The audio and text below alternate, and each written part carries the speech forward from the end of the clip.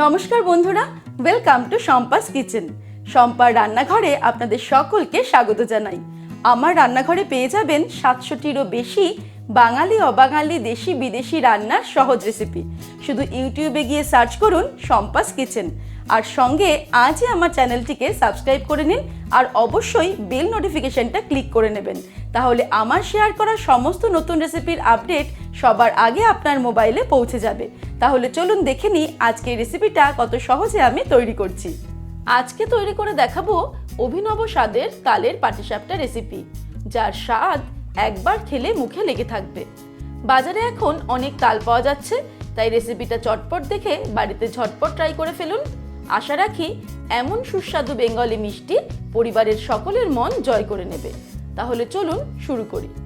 সবার প্রথমে আমি একটা কালো দেখে তাল নিয়ে নিয়েছি। এবারে একটা ছুরির সাহায্যে তালের ওপরের অংশটা ছাড়িয়ে নেব।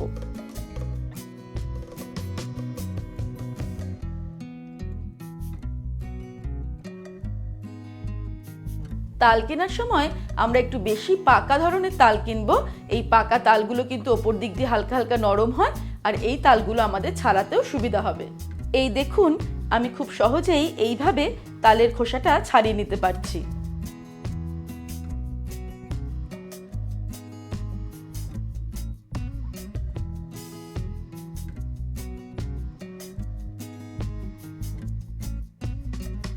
সম্পূর্ণ তালের খোসাটা আমি ছাড়িয়ে নিয়েছি।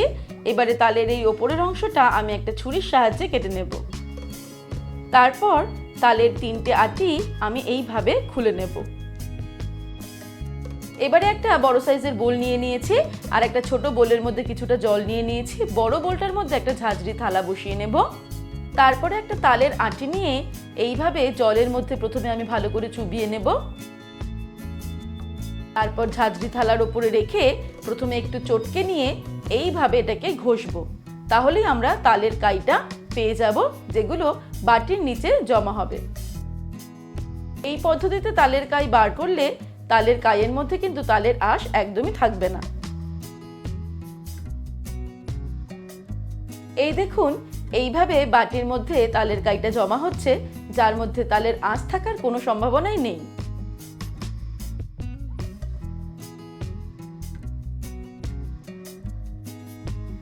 কিছুক্ষণ বাদে বাদে সামান্য একটু জল এই তালের আটির মধ্যে আমরা অ্যাড করে দেব, আর এটাকে একটু চটকে চটকে নেব, যাতে তালের কাইগুলো একটু নরম হয়ে যায়। এইভাবে তালের আটিটা ঘষতে ঘষতে এটা কিন্তু সাদা সাদা হয়ে গেছে। এর মধ্যে আর তালের কাই অবশিষ্ট নেই। এই দেখুন, এতটা পরিমাণে কাই হয়েছে একটা আটি থেকে। আমরা বাকি দুটো আটি থেকেও এইভাবে তালের কাইটা বার করে নেব, তারপর ফিরে আসছি। এবারে একটা প্যানের মধ্যে নিয়ে নেব 2 কাপ পরিমাণে তালের কাই।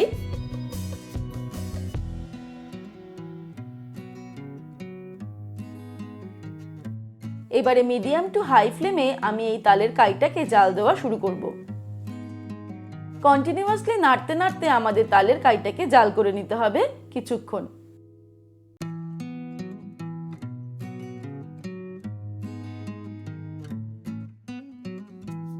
মিডিয়াম টু হাই ফ্লেমে কন্টিনিউ নাড়তে নাড়তে আমি তালটাকে 5 মিনিটের জন্য জাল করে নিলাম।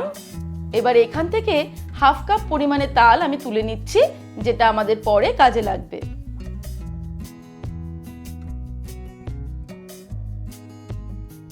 বাকি তালটুকুর মধ্যে আমি হাফ কাপ পরিমাণে দুধ অ্যাড করে দিলাম, যেটা আগে থেকে আমি জাল দিয়ে রেখেছি। আর দিয়ে দিচ্ছি নারকেল কোড়া। একটা বড় সাইজের নারকেলের অর্ধেকটা আমি কুড়িয়ে নিয়েছি, সেটা এর মধ্যে দিয়ে দিলাম। এবারে দুধের সঙ্গে তাল আর নারকেল ভালো করে মিশিয়ে নেব। তারপর মিডিয়াম ফ্লেমে নাড়তে নাড়তে রান্না করতে থাকবো।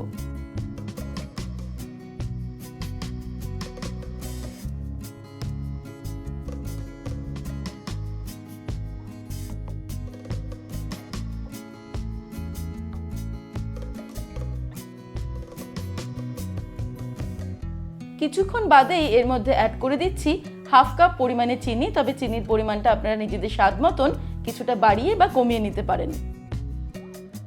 এবারে চিনিটাকেও এর সঙ্গে ভালো করে মিশিয়ে নেব। তারপর মিডিয়াম টু হাই ফ্লেমে এটাকে রান্না করতে থাকবো নাড়তে নাড়তে।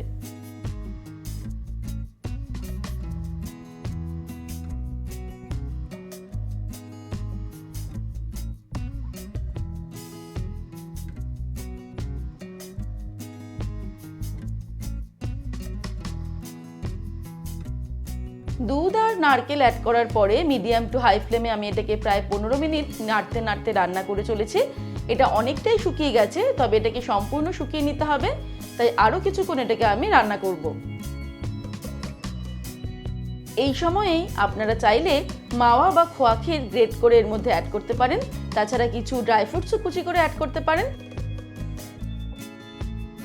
মোট 20 মিনিট আমি এটাকে মিডিয়াম টু হাই ফ্লেমে নাড়তে নাড়তে রান্না করলাম। এবারে দেখুন এই পুরটা কেমন প্যান থেকে উঠে উঠে আসছে, তার মানে আমাদের পুরটা রেডি হয়ে গেছে। এই সময় আপনারা এর মধ্যে কিছু এলাচ গুঁড়ো দিতে পারেন, তবে আমি তালের ফ্লেভারটা রাখার জন্য এলাচ গুঁড়োটাকে স্কিপ করলাম। এবারে ওভেনটাকে অফ করে দিয়ে এই পুরটা আমি অন্য একটা পাত্রে নিয়ে নেব, তারপর ঠান্ডা হতে দেব। আর সেই সময় আমরা পাটিসাপটার ব্যাটার তৈরি করে নেব। তালের পাটিসাপটার ব্যাটার তৈরি করার জন্য একটা বোলের মধ্যে নিয়ে নিচ্ছি 1 কাপ পরিমাণে সুজি, দিয়ে দিচ্ছি 1 কাপ পরিমাণে ময়দা। আপনারা যদি চালের গুঁড়ো ব্যবহার করতে চান তাহলে হাফ কাপ ময়দা আর হাফ কাপ চালের গুঁড়ো নিতে পারেন। মধ্যে দিয়ে দিচ্ছি হাফ কাপ পরিমাণে চিনি, এটা আপনারা নিজেদের স্বাদ অনুসারে অ্যাড করবেন। এবারে অল্প অল্প দুধ অ্যাড করে আমি একটা স্মুথ ব্যাটার তৈরি করে নেব। এই তালের পাটিসাপটা ছাড়াও শম্পাস কিচেনে আরও দারুণ স্বাদের নানান পাটিসাপটা রেসিপি অলরেডি শেয়ার করা রয়েছে, যেমন গুড়ের পাটিসাপটা, ক্ষীরের পাটিসাপটা, চকোলেট পাটিসাপটা। আর যারা মিষ্টি পছন্দ করেন না তাদের জন্য একদম ইউনিক লোটে মাছের পাটিসাপটা। এই সমস্ত রেসিপিগুলো আপনারা ইউটিউবে গিয়ে সার্চ করেও দেখে নিতে পারেন। তাছাড়া এই ভিডিওর শেষে আর ডেসক্রিপশনে আমি ওই সমস্ত ভিডিওগুলোর লিঙ্ক দিয়ে দেব।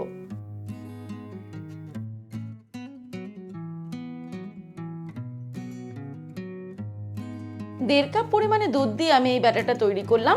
এবার আমি এর মধ্যে অ্যাড করব হাফ কাপ পরিমাণে তালের কাই, যেটা আমি আগে থেকে জাল দিয়ে তুলে রেখেছিলাম।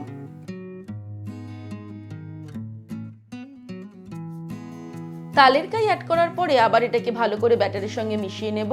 তারপর আবারও দুধ অ্যাড করে ব্যাটারটাকে একটু পাতলা করে নেব।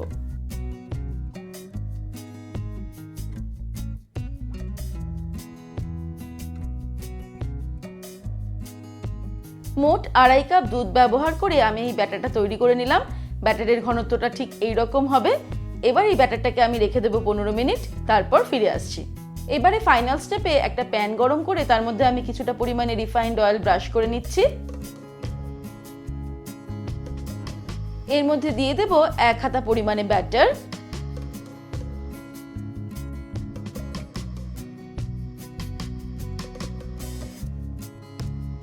তারপর সামান্য প্যানটাকে ঘুরিয়ে আমি ব্যাটারটাকে স্প্রেড করে নেব। তারপর মিডিয়াম ফ্লেমে আমি 1 মিনিটের জন্য এটাকে ঢাকা দিয়ে দিলাম। 1 মিনিট হয়ে গেছে। আপনারা দেখতেই পাচ্ছেন আমি পুরটাকে আগে থেকে এইভাবে লম্বা লম্বা করে রেখেছি। এইখানে পুরটা দিয়ে দেব। পুরটাকে সামান্য একটু হাত দিয়ে চেপে চেপে দেব। তারপর খুব সাবধানে পাটিসাপটাটাকে ফোল্ড করে দেব।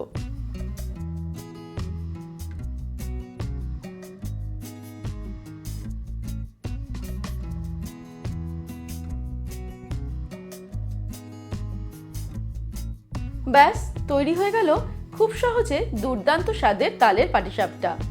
বাজারে কিন্তু এখনো অনেক তাল পাওয়া যাচ্ছে, তাই এই সিজনে অবশ্যই বাড়িতে একবার ট্রাই করে দেখুন এই তালের পাটিসাপটা। আশা করি এর স্বাদ আপনাদের মুখে লেগে থাকবে। তাহলে দর্শক বন্ধুরা, কেমন লাগলো আজকের এই রেসিপি আমাকে ভিডিওর নিচে কমেন্ট সেকশনে কমেন্ট করে জানাবেন। ভালো লাগলে লাইক করবেন আর সকলের সঙ্গে শেয়ার করতে ভুলবেন না। ভালো থাকবেন, সুস্থ থাকবেন। আমি আবার হাজির হব নতুন নতুন রেসিপির সঙ্গে। নমস্কার।